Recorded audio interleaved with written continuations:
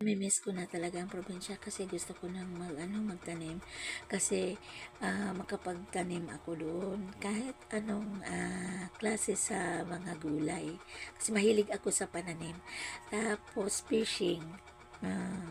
Kasi malapit din naman yung sa amin.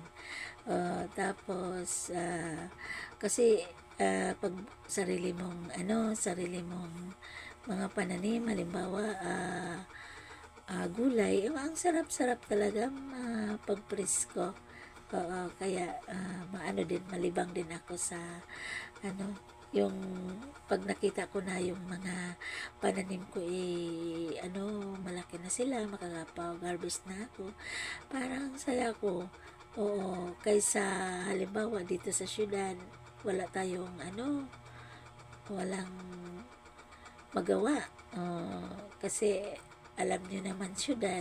So,